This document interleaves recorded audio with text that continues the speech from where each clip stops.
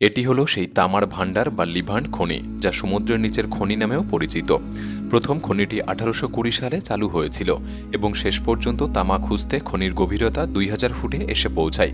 এই খনি শুধু ভূপৃষ্ঠে নয়, আটলান্টিক মহাসাগরের তলায় কিছু চ্যানেল দ্বারা বেষ্টিত ছিল। তাহলে কল্পনা করুন কি ভয়ঙ্করভাবে এই স্থানে মানুষেরা কাজ করত।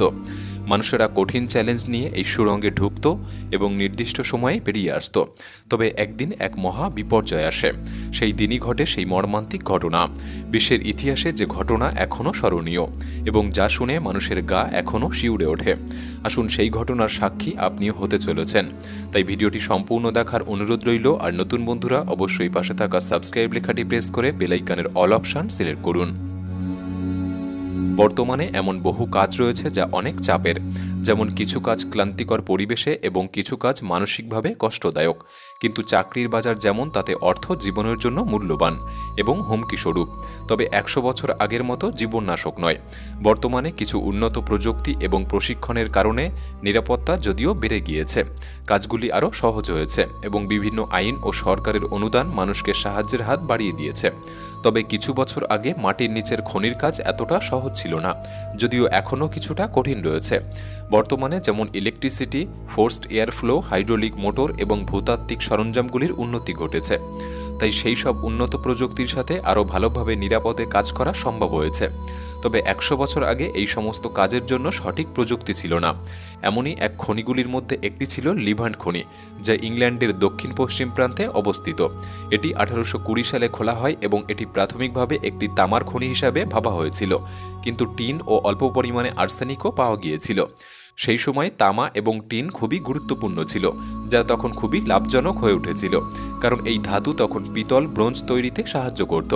কিন্তু ওই স্থানে কর্মরত মানুষদের তখনও এই বিপদ সম্পর্কে কোনো ধারণাই ছিল না। পৃথিবীর প্রায় 600 মিটার বা 2000 ফুট নিচে চলে যাওয়া এই লিভান্ট খনিটি ছিল পিচকালো, জ্বলন্ত গরম এবং এর কিছু অংশ আটলান্টিক মহাসাগরের নিচে অনুভূমিকভাবে কয়েক মাইল জুড়ে প্রসারিত ছিল। এর ভেতরের তাপমাত্রা কখনো কখনো 100 ডিগ্রি ফারেনহাইট বা 40 ডিগ্রি সেলসিয়াসে পৌঁছে যেত। খনি শ্রমিকদের কখনো কখনো এই হিট স্ট্রোক থেকে বাঁচতে প্রায় নগ্ন হয়ে সেখানে কাজ করতে হতো। কেউ কেউ পায়ের বুটও পরতে পারতেন না এত গরমে। গায়ের ঘাম এত পরিমাণে ঝরে যেত যে কেউ কেউ অসুস্থ হয়ে পড়তেন। তারা এই খনিতে প্রায় অন্ধকারেই কাজ করত, যেহেতু ইলেকট্রিসিটির কোনো ব্যবস্থা ছিল না।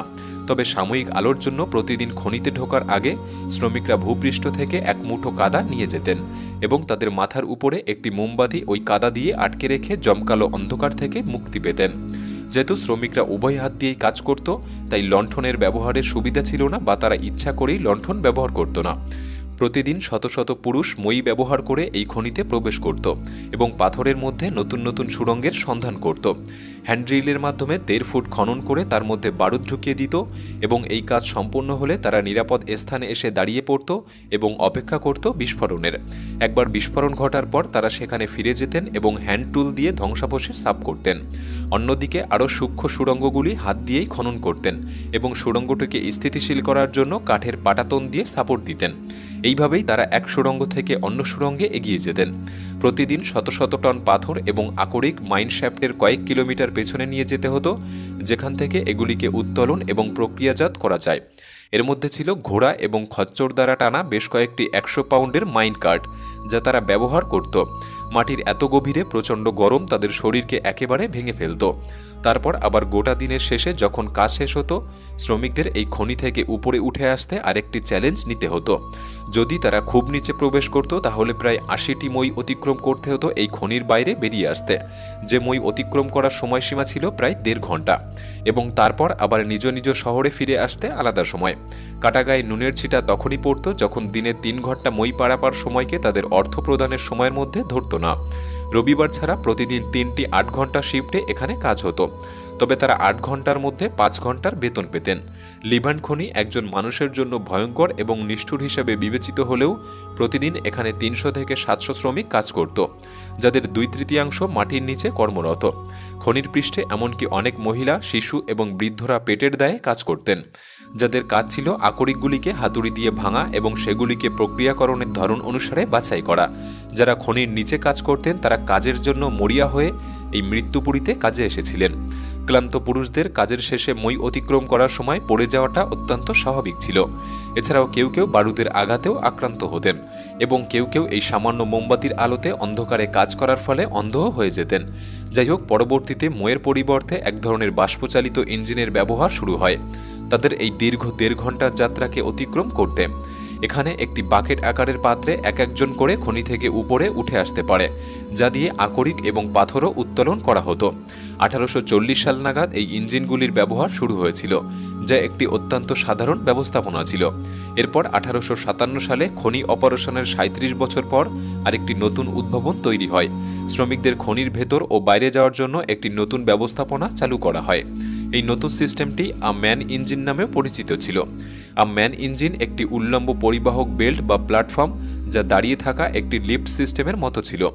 1000 ফুট একটি লোহার রড কাঠের মাইন শ্যাফটের মধ্যে দিয়ে ঢোকানো ছিল এবং এর প্রতি 12 ফুট অন্তর অন্তর একটি ছোট কাঠের প্ল্যাটফর্ম ছিল এবং একটি হাতলবার ছিল উপর নিচ করার জন্য।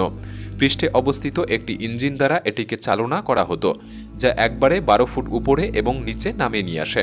সুতরাং খনি শ্রমিকরা প্ল্যাটফর্মের একটি ধাপ অতিক্রম করতে অপেক্ষা করে এবং একবারে 12 ফুট উপরে ওঠে এবং এক এক ধাপ এগিয়ে যাওয়া আবার স্থির হওয়া, এইভাবেই প্রক্রিয়াটি 137 বার পুনরাবৃত্তির পরে তারা নিচ থেকে পৃষ্ঠে পৌঁছায়। এটা স্পষ্টতই একটি উন্মাদ প্রক্রিয়া মনে হলেও 80টি মই অতিক্রম করার জন্য আর কোনো বিকল্প উপায় ছিল না। শ্রমিকরা নতুন মেশিনটি পেয়ে বেশ খুশি, তা স্পষ্টই বোঝা যাচ্ছিল, কারণ তাদেরকে মই বেয়ে উপরে ওঠার 1.5 ঘন্টা সময়কে আধা ঘন্টাতে কমিয়ে নিয়ে এসেছিল। ফলে দীর্ঘমেয়াদী ক্লান্ত খনি শ্রমিকদের জন্য এটি অনেক বেশি নিরাপদ ছিল। যদিও হঠাৎ ইঞ্জিন ব্যর্থতা এই আশঙ্কা থেকে গিয়েছিল, তবুও 1857 সালের জন্য এটি একটি বড় উন্নতি ছিল, কারণ শ্রমিকদের ফুসফুস ও হার্টের সমস্যাগুলি হ্রাস পেতে শুরু করেছিল এবং খনিতে কর্মরত শ্রমিকদের গড় আয়ু বৃদ্ধি পেয়েছিল। অন্যদিকে একটি সমস্যা ছিল যে ইতিমধ্যেই 1850-এর দশকে প্রথম স্বীকৃত আধুনিক লিফটগুলির ব্যবহার শুরু হয়ে যায়। সেই জায়গায় দাঁড়িয়ে লিভান্ট মাইনের ব্যবস্থাপনা ছিল অত্যন্ত আদিম, যা দুটির বিপরীতে একটি চলমান রড শীর্ষে বা নিচে পৌঁছাতে যে সময় নেয় তা দ্বিগুণ ছিল, কারণ একটি রড বিশিষ্ট লিফট সিস্টেমে অনেক সময় ধরে অপেক্ষা করতে হতো। যাই হোক, অবশেষে 1893 সালে দুটি রড বিশিষ্ট সিস্টেমটি প্রতিস্থাপিত হয়, কিন্তু ততদিনেও এই প্রযুক্তি প্রাচীন প্রযুক্তিতে পরিণত হয় এবং এটি প্রায় আরও 30 বছর ধরে ব্যবহার করা হয়েছিল। 1919 সাল নাগাদ ক্রমাগত ব্যবহারের ফলে জীর্ণ উপাদান যেমন কাঠগুলি পচে যেতে শুরু করেছিল। 130 জনের এই বাহক লক্ষ লক্ষ পুনরাবৃত্তির ফলে জরাজীর্ণ হয়ে পড়েছিল এবং তার পৃথক পৃথক অংশকে বেশ কয়েকবার প্রতিস্থাপিত করা হয়েছিল, যা একদমই খারাপ অবস্থায় এসে পড়ে। সেই বছরের 20 অক্টোবর সকালের শিফট ইতিমধ্যে শুরু হয়ে গিয়েছিল এবং খনি শ্রমিকরা গোছগাছ করছিল। বিকেল 3টার দিকে তারা পৃষ্ঠে ফিরে আসতে শুরু করেছিল। এই মানুষগুলি ছিল তারা যারা প্রথম বিশ্বযুদ্ধ থেকে বেঁচে ফিরে পরিবারের পেট চালাতে এই কঠিন এবং দুর্গম স্থানে কাজ করতে এসেছিল। এখানে কর্মরত শ্রমিকরা বারবার লেভান্ট খনি ম্যানেজমেন্টকে বলেছিল যে এই লিফট সিস্টেমটি নিরাপদ নয়, ধাপগুলির অনেক অংশ ক্ষয় হয়ে গিয়েছে, কিন্তু কর্তৃপক্ষ সঠিকভাবে মেরামত করেনি বা ইঞ্জিন পরিবর্তন করেনি, কারণ অনেক টাকার প্রয়োজন ছিল। তারা অপেক্ষায় ছিল নতুন কোনো প্রযুক্তির, কিন্তু তখনও তা আসেনি। আর এর মধ্যেই তারা 331 জনকে কাজে নিযুক্ত করে, যার মধ্যে 187 জন খনির নিচে কাজ করছিল। যাই হোক, কাজ থেকে ফিরে আসার সময় যখন বেশি সংখ্যক মানুষ এই ছোট্ট কাঠের ধাপগুলিতে ওঠে, তখন এই জরাজীর্ণ সিস্টেমটি একেবারেই কন্ট্রোল হারিয়ে ফেলে। বেশিরভাগ পুরুষ তাড়াহুড়ো করছিল বাড়িতে ফিরে আসার এবং তখন আচমকা একটি ধাক্কা লাগে। একটি প্রচণ্ড জোরে শব্দ হয়। উপরের একটি বিম যা ডান দিকে যুক্ত ছিল এবং এটি শেষবার 5 বছর আগে পাল্টানো হয়েছিল। এক মুহূর্তের মধ্যে বিমটি ভেঙে যায়। 100 ফুট রড এবং প্ল্যাটফর্মে থাকা সমস্ত পুরুষ নিচের দিকে পড়তে শুরু করে। পুরুষদের চিৎকার যেন নিমেষেই অন্ধগহ্বরে অদৃশ্য হয়ে যায়। লিফটের সমস্ত অংশ যেন সবকিছু ভেদ করে নিচে নেমে আসতে শুরু করে। ধাক্কা লাগার পর উপরের 300 ফুট থেকে রডটি ভেঙে গিয়েছিল এবং ঝড়ের গতিতে সবকিছু নিচে পড়তে থাকে। প্রান্তের নিচে থাকা পুরুষেরা বুঝতে শুরু করে যে কিছু একটা ঘটছে, যেন পাথর এবং কাঠের একটি তুষারপাত তাদের দিকে নেমে আসছে। পেছনে থাকা খনি শ্রমিকরা বুঝতে পারে যে কিছু একটা খারাপ হয়েছে, কিন্তু কি বা কতটা খারাপ হয়েছে তারা তা বুঝতে পারেনি। তাই কয়েকজন শ্রমিকদের মধ্যে একজন জন গ্রিনফেল যার সবেমাত্র ছুটি হয়েছিল। তিনি ঘটনাটি দেখার জন্য নিচে নেমে আসেন। তখন তিনি দেখতে পায় মৃত এবং আহত ব্যক্তিদের, যারা কাঠের বিম এবং শিলা দ্বারা সম্পূর্ণরূপে সুড়ঙ্গের মধ্যে আবৃত হয়ে রয়েছে। এবং ভয়ঙ্করভাবে জনের বাবা ছিলেন একজন সাইট ম্যানেজার, যিনি নিচের মৃত্যু স্তূপের মধ্যে একজন ছিলেন। তাই জরুরি কলের মাধ্যমে এই বার্তা সবার মধ্যে ছড়িয়ে পড়েছিল। সেই সময় এই স্থানের বেশ কিছু জায়গায় টেলিফোন ব্যবস্থা ছিল। এই বার্তা ছড়িয়ে পড়ার সাথে সাথে আশেপাশের শহরগুলি থেকে এবং গিভেন মাইন ও ইস্ট পোলমন্টের মতো প্রতিবেশী খনি থেকে শত শত মানুষ, বন্ধু, রিপোর্টাররা সাহায্য করতে এসেছিল। কেউ কেউ আবার কিছুটা সময় পরে হলেও এসেছিল। এরপর উদ্ধার কাজ শুরু হয় যতটা সম্ভব বাঁচানো যায়। কিন্তু এটি ছিল একটি কঠিন কাজ, কারণ এই সুড়ঙ্গটি খুব খারাপভাবে ক্ষতিগ্রস্ত হয়েছিল। উদ্ধারকারীরা যে দড়ি বেঁধে এর মধ্যে ঝাঁপিয়ে পড়বে এবং প্রত্যেককে একে একে উপরে তুলবে এমনটা ছিল না। লিফটের ভেঙে যাওয়া অংশ এবং পাথরখণ্ড একে অপরের উপর বেষ্টিত ছিল, যা শত শত টন ওজনের ছিল। অবশেষে 100 জনেরও বেশি এই উদ্ধার কাজ সম্পূর্ণ করে। লিভেন্ট মাইনের এই মৃতদের মধ্যে জনের বাবা ছাড়াও আর সব কর্মীরা সবাই ছোট ছোট গ্রাম থেকে এসেছিল। সবাই একে অপরকে চিনত এবং বেশিরভাগই একে অপরের পরিবার ছিল। 3 দিন ধরে উদ্ধার কাজ চলে এবং মৃতের সংখ্যা ছিল 31 জন। প্রথম 14 জনকে 150 ফুট গভীরে পাওয়া যায় এবং আর 14 জনকে 160 থেকে 320 ফুট গভীরে, এবং শেষ 3 জনকে 420, 480 এবং 660 ফুট গভীরে পাওয়া গিয়েছিল। এবং নিচে খুঁজে পাওয়া এই 3 জনই ধ্বংসস্তূপের ধাক্কায় নিহত হয়েছিল। তবে এই ট্র্যাজেডির মধ্যে অনেকে বেঁচে ফিরেছিলেন। উইলিয়াম লাউরি নামের একটি ছেলে, যার বয়স মাত্র 14 বছর ছিল। উদ্ধার করার আগে স্তূপের শীর্ষের কাছে অন্য মৃতদের মধ্যে 15 ঘন্টা সে আটকে ছিল। তিনিই প্রথম ছিলেন যাকে 8টি ভাঙা পাঁজর অবস্থায় বের করে আনা হয়েছিল এবং তার মুখ ও মাথায় 36টি সেলাই পড়েছিল, কিন্তু তিনি সম্পূর্ণরূপে সুস্থ হয়ে ওঠেন। নিকোলাস থমাস নামে অন্য একজন ব্যক্তিকে পুরো 50 ঘন্টা পর এই স্থান থেকে উদ্ধার করা হয়, যিনি বেঁচে ফিরেছিলেন। এরপর বহু বছর খনিটি বন্ধ ছিল এবং তারপর 1930-এর দশকে প্রথম প্রতিকূল পরিস্থিতি কাটিয়ে আধুনিক ব্যবস্থায় প্রতিস্থাপন করা হয়।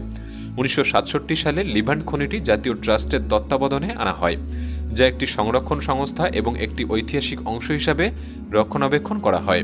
খনির অন্যান্য অংশ ক্রমান্বয়ে পুনর্নির্মাণ করা হয় এবং ভূপৃষ্ঠকে ঐতিহাসিক টুকরো হিসাবে কাজের অবস্থানে ফিরিয়ে আনা হয়।